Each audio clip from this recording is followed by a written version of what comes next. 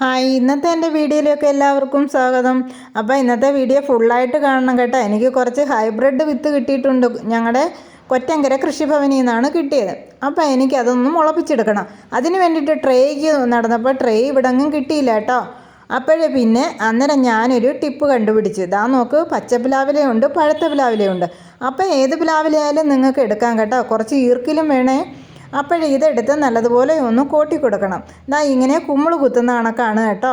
അല്ലാതെ നമ്മൾ കഞ്ഞി കുടിക്കുന്ന കണക്ക് കോട്ടിയാലും കുഴപ്പമൊന്നുമില്ല. പക്ഷേ എങ്കിൽ ഞാനിങ്ങനെയാണ് ചെയ്യാറുള്ളത്, ഞാനിങ്ങനെയാണ് ചെയ്യുന്നത്. അപ്പോൾ ദാ ഇത് കണ്ടോ, ഇങ്ങനെയൊന്ന് കോട്ടി കൊടുത്തേമിച്ച് നല്ലതുപോലെ ഇതിനകത്ത് മണ്ണ് കുറച്ച് കൂടുതൽ നിൽക്കും. നമ്മൾ അല്ലാതെ കഞ്ഞി കുടിക്കുന്ന കണക്ക് പ്ലാവില കോട്ടിയാൽ മണ്ണ് കുറച്ചേ നിൽക്കത്തുള്ളൂ.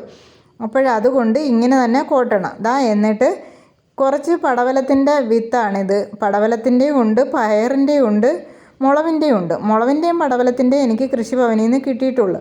പയർ എൻ്റെ കയ്യിലിരുന്നതാണ് കേട്ടോ കുറച്ച്. അപ്പം നല്ല കളർഫുള്ളായിട്ട് ഇത് കണ്ടോ വെച്ചേക്കുന്നത്.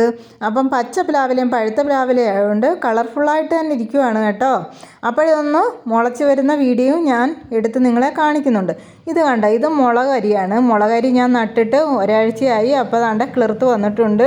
ഇത് നോക്കാം, ഇതുപോലെ എടുത്ത് നമുക്കങ്ങ് മണ്ണിലോട്ട് താത്ത് വെച്ചാൽ മതി. ചെടിച്ചട്ടിയിലോ തറയിലോ എവിടെ വേണമെങ്കിലും നമുക്ക് വയ്ക്കാം, ഒരു കുഴപ്പമില്ല കേട്ടോ.